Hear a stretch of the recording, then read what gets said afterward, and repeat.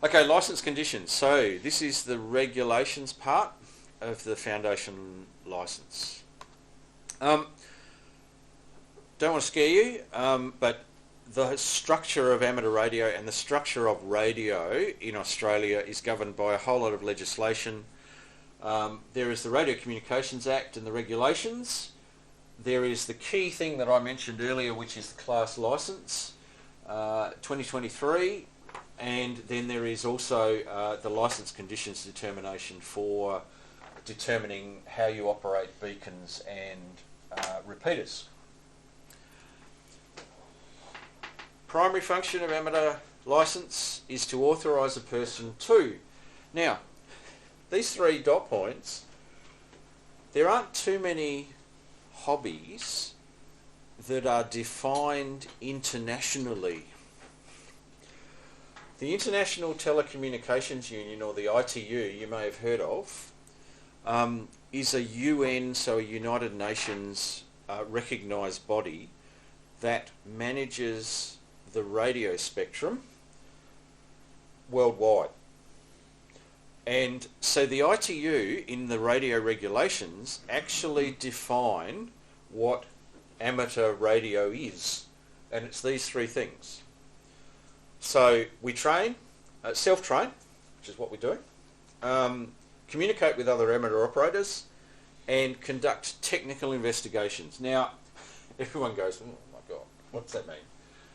That can be as simple as, okay, you get your licence and you contact, Fred up in Burnie or whoever, and you do that one day and it's absolutely perfectly fine, and then you try the next day and you can't get through. And so you try and work out, why can't I get through? Is it the time of the day? Is it the frequency I'm using? Is it my antenna's fallen down? Or whatever. But it can be as simple as that, or as complex as you want to make it. So they're the 3 things that are the primary function of amateur radio, and there's some framework around that. Now, there are a couple of exceptions. Normally we are only able to operate within our bands that we're authorised to operate within, but there are a couple of exceptions where we can actually operate outside a band. A distress or emergency situation, or we're authorised by an ACMA radio inspector. Now, there are radio inspectors around. I think there's 5 or 6 of them around Australia, and there's one here in Tasmania. And they can, if they authorise you to operate outside of your frequency range, you can do that because they are authorised to do that. It is federal legislation, and so even if if a state policeman comes up to you and says you can operate outside your amateur radio bands, actually they're not authorised to do that because it's federal legislation. So there's a bit of complexity there. But an ACMA radio inspector can. And you can also operate in a distress or emergency situation. You need to know about what the difference is between a mayday and a pan-pan. So a mayday, if you hear a mayday on the air, it is a danger to life signal.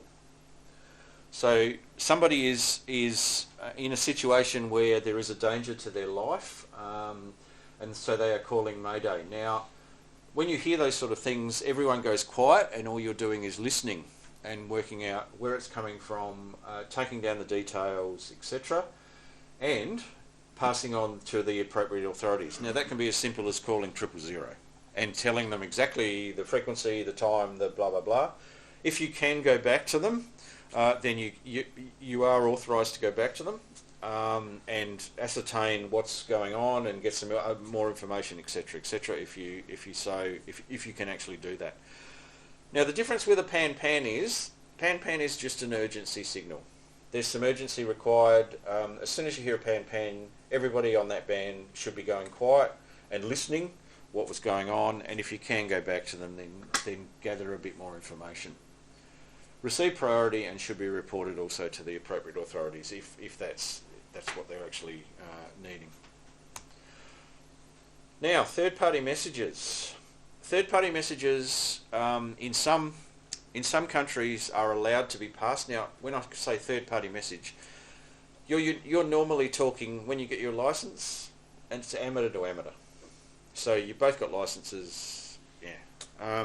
There's some things you can't really talk about, which is you can't operate your station for gain or commercial purposes, and a few other things. There used to be a thing in there about entertainment.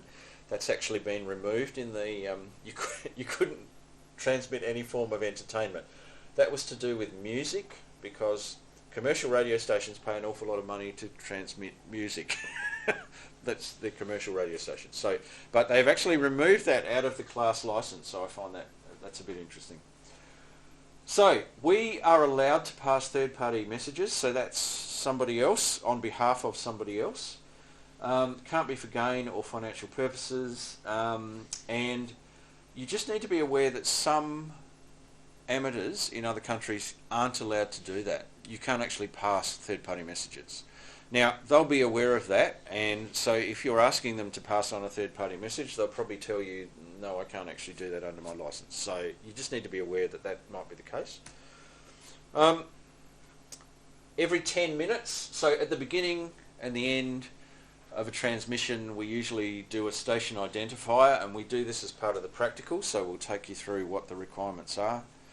And you also need to identify every 10 minutes, at least every 10 minutes, during a series of transmissions. And that's because you're transmitting in open spectrum, anybody can be listening, and so they need to identify who's actually communicating at that time.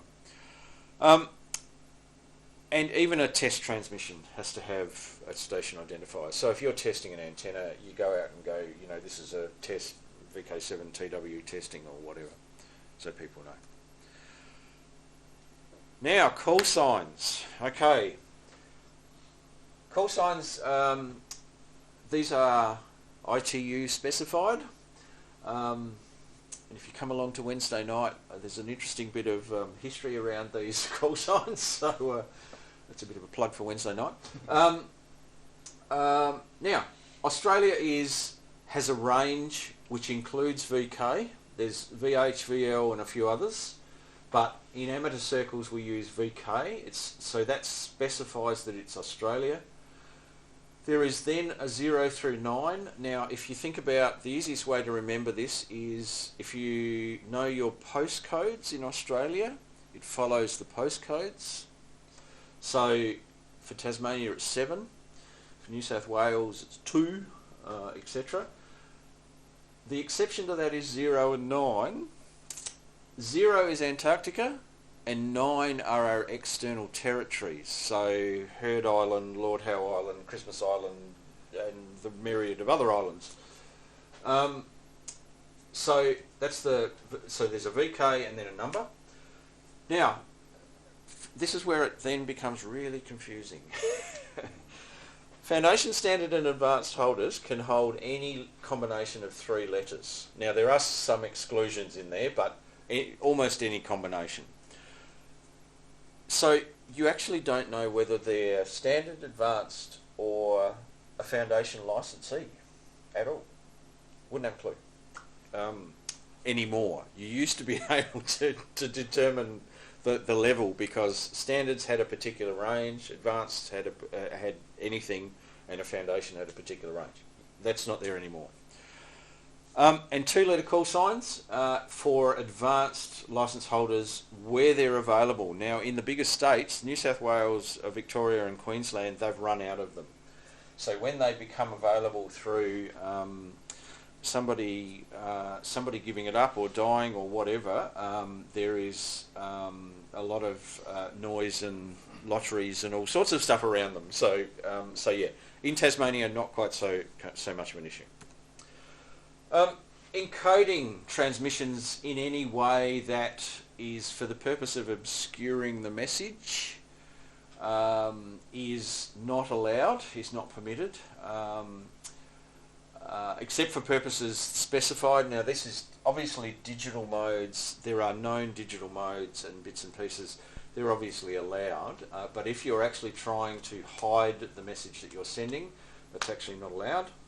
And as part of the practical, I mentioned we're going to get you to show us the frequencies and modes that you can use as a foundation licensee out of the class license. That's part of the practical assessment. Any questions so far? Yeah. So in the manual it was saying that digital modes don't count as encrypted or encoded, but that there are new codecs being added all the time. Where are they actually added? Are they like an informal thing like the band plan, or is there like an actual list of the known formats? They're added and they start being used, and so long as it's like open source, it's not an issue. If you put a mode out there that is not open source, and you're not prepared to allow the I suppose the source code to be examined, that might be an issue. Might be. I hypothetically came up with like a really efficient, like new compression for a new digital mode that had a completely new format. Yep. I want to put that out on the internet so that myself and other people can start using it. Would it be open? Would it be open source? Yeah. So you just put it on GitHub, and then if someone picks you up on it, you point to it. No. And the ACMA can then pick it up from GitHub as well. Right. So from that perspective, but if you put something out that is a proprietary mode that you're not prepared to allow the ACMA to use, that would be a problem. Right. So just anywhere as long as it's Oh, correct. And there's that sort of experimentation, and I point to there was some light experimentation that was done about 10 years ago that came up with ultra narrow band modes that we were using, and it was a case of all of the source code was just made available, and if people wanted to use it, like it was a baud rate of something like about 0.0001 of a baud, but that was the requirement to get it through, so it was made available. Now there are some power restrictions for foundation licensees. There is 10 watts peak envelope power, and we'll go into what that means in a few slides time.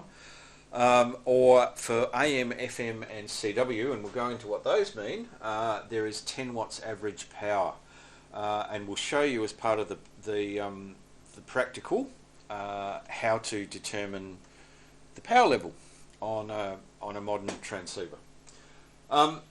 And you need to let, even though this is no longer published, it's no longer publicly published, with the class license, one of the things that changed was the RADCOM database, which is the ACMA's publishing, that's how they keep track of all things RF in Australia. The RADCOM database, they would actually publish your details, because you're a radio amateur, on the RADCOM database. With the move to a class license, that's gone. We no longer appear on the RADCOM database. However, they do have a call sign register, which is where you'll be going to apply for your call sign. So there is a call sign register where you can put in a call sign. It will tell you whether it's standard, foundation or advanced, and that's all. Won't even tell you a name.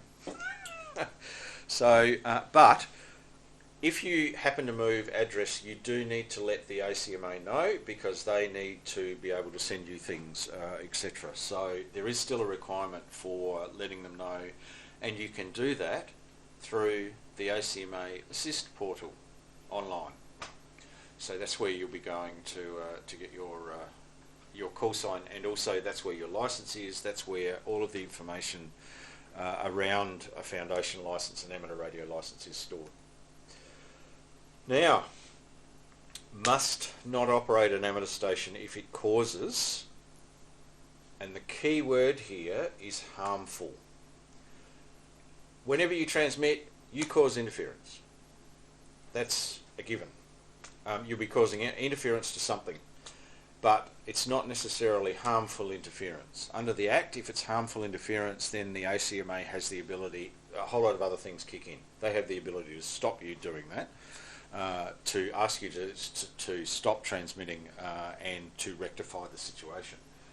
So, in order to avoid, has the right to restrict the operation, and radio inspectors have the right to require you to produce your amateur radio licence. And I mentioned earlier this is federal legislation, and so the radio inspectors are the ones who actually have that authorising power. Now, if a federal policeman asked me for my radio licence, I'd probably show it to him or her, but they actually aren't authorised under the Act to do that. So it's radio inspectors that have that power. A licensee may only permit a suitably qualified person. So if somebody else comes along and goes, "Oh, can I play radios with you?" And the first question you've got is, do you have a qualification? And if they don't, probably not. You can pass a third-party message for them. You may also, Foundation, now the reason this is in here is originally when Foundation became available, you weren't allowed to use computer-controlled modes. That all changed a couple of years ago. You are allowed to use automatic, so automatic means unattended. So transmitting unattended or a computer-controlled mode, a digital mode, etc. Which includes, there's some acronyms in there. These are all digital type modes. Some of them will become clear throughout this presentation. And a licensee may operate a station that's connected directly to the telephone system. And that actually hasn't always been the case. So we are allowed to connect things via the telecommunications network and also the internet. So, and we'll, as part of the practical, we'll give you a demonstration of one of those modes, IRLP. Class license. Now I'm bang on about this forever. You need a copy of it or a bookmark, and you need to be able to obviously identify the areas you can operate in, the power you need to use, and the modes you can use. It is amateur radio activities that are authorised under the class licence, and there's been a tricky question in the question bank around this, which has confused the hell out of people, and I think there's a trial question in the next slide or so. Under the class licence, there's been a bit of a move. You used to have an apparatus licence. So it was actually, that was how it was originally implemented. In the move to the class licence, there's been a little bit of a terminology change. So it's your qualification as a foundation standard or advanced that qualifies you to operate amateur radio under the class licence. So it's actually your qualification. And so it's just a little bit of a nuance, but it's actually the qualification that you gain through this sort of training and the assessment that qualifies you to operate the relevant level under the class licence. Trial questions. Okay, the bands that amateur radios are allocated to. See you again. Now, bit of an exam technique here. If you're not quite sure about the right answer, and there happens to be an answer with either interference or safety as the focus of it, I'd pick one of those. That's a pretty safe guess. So, minimise the likelihood of interference to other services. Well and truly. D, I really wish you could do this, but you can't. A foundation licence holder may allow other persons to operate their station if it is another licensed amateur. Well and truly. Okay. Amateur with a call sign of VK5TW would indicate. Now let's work through. VK's Australia. 5 is which state? South Australia. So it's either B or C. It's 2 letters, so C. Again. Advanced licence holder. Well and truly. So you can break that down a little bit. There is a question in the question bank, I think, which is VK4NSW is the call sign. Yeah. And then one of them was New South Wales, and it's just it. You're not allowed to have that call sign. I looked it up. You can't get VK7TAS either. It doesn't exist. Yeah, VK7TAS is there. It's not in the register. Somebody's got it, I suppose. Yeah, somebody's actually allocated. Someone's got it. It's not in the list at all. I can check it. I might Yeah, right there. oh, I'd be surprised because I know the Northern Club has TAZ. Right. They have TAZ, TAS. Assigned foundation license holder. There you go. Someone's already got it. Somebody's already got it. But VK4 NSW, they were just trying to throw you off with the NSW. Right. So you need to read what it's saying and break it down. So, yeah. Can you go through all the states? Because I don't. Okay. Everyone's supposed to. No, VK1 ACT, VK2 New South Wales, VK3 Victoria, VK4 Queensland, VK5 South Australia, Western Australia is VK6, we're VK7, Northern Territory is VK8. And VK0 is Antarctica, VK9 is all our external territories. So they're special call signs. If you're hearing those sort of call signs on air, there will be an absolute pile up to talk to them because it's probably a de-expedition. It's probably a special thing. So they've made a lot of effort to get to the island or Antarctica or whatever. So yeah, and there are some amateurs right at the moment down on Australian bases. They were here the other night. They've gone. They're down there for winter. So there are amateurs down in Antarctica right at the moment. How does that work? Sorry? How does that work? Are they allowed to bring their own gear? Or Yes, they bring their own gear. Right. It's considered to be a bit of a hobby that they can do after hours. So they do it on a time basis when they've got some time. Yeah, and the hobby hut I know at Casey Station has a whole lot of poles and bits and pieces that a whole lot of amateurs have left there for other amateurs and bits and pieces. So yeah, but can I say it's a really challenging environment to operate amateur radio in because whatever you put up outside doesn't stay up. Yeah. And the ionosphere would be really thin. And you've got other issues like snow noise and all sorts of stuff, which you just got to deal with, and really noisy stations, really electrically and RF noisy stations.